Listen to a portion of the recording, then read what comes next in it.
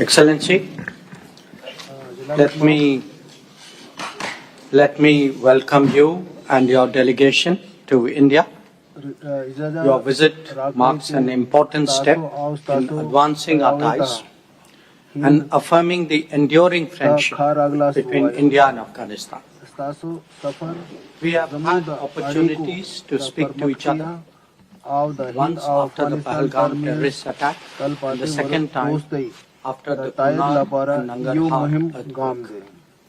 However, a meeting between us in person has a special value in allowing us to exchange perspectives, identify common interests, and forge closer cooperation.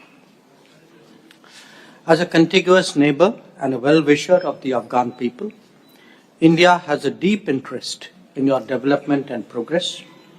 Today, I reaffirm that our long-standing partnership that has seen so many Indian projects in Afghanistan stands renewed. We can discuss the maintenance and repairs of finished projects, as well as steps to complete others to which we have already committed. Beyond that, other development priorities of Afghanistan can be discussed by our teams. Excellency, India has long extended support for the health security of Afghanistan, including during the COVID pandemic. We are now ready to commit to 6 new projects whose details can be announced after the conclusion of our talks. A gift of 20 ambulances is another gesture of goodwill, and I would like to hand over 5 of them to you personally as a symbolic step. India will also provide MRI and CT scan machines to Afghan hospitals and deliver vaccines for immunization and cancer medicines. We have also supplied drug rehabilitation materials through UNODC and are open to doing more. Excellency, as a first responder, Indian relief materials were delivered to the earthquake sites within hours of the disaster last month. We would like to contribute to the reconstruction of residences in the affected areas. India has also been a significant provider of food assistance to the Afghan people.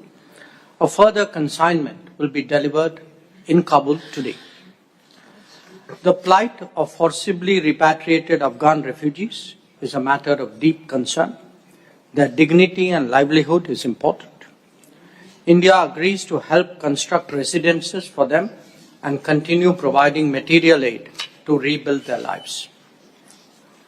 Our two countries, Minister, have a productive history of cooperating on water management and irrigation. We note the interest on the Afghan side in taking this further and are ready to collaborate on the sustainable management of its water resources. Your invitation to Indian companies to explore mining opportunities in Afghanistan is also deeply appreciated. This can be discussed further. Excellency, we have a shared interest in boosting trade and commerce. I'm glad to note the commencement of additional flights between Kabul and New Delhi. Our educational and capacity building programs have long nurtured the Afghan youth. We will expand avenues for Afghan students to pursue studies at Indian universities. Sports is another long-standing connection. The emergence of Afghan cricket talent has been truly impressive. India is glad to deepen its support for Afghan cricket. As you are aware, India has introduced a new visa module for Afghan people in April 2025. As a result, we are now issuing greater number of visas, including in medical, business, and student categories. Excellency, we have a common commitment towards growth and prosperity. However, these are endangered by the shared threat of cross-border terrorism that both our nations face. We must coordinate efforts to combat terrorism in all its forms and manifestations.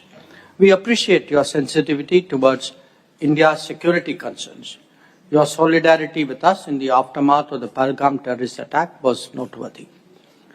India is fully committed to the sovereignty, territorial integrity, and independence of Afghanistan. Closer cooperation between us contributes to your national development as well as regional stability and resilience. To enhance that, I am pleased to announce today the upgrading of India's technical mission in Kabul to the status of Embassy of India.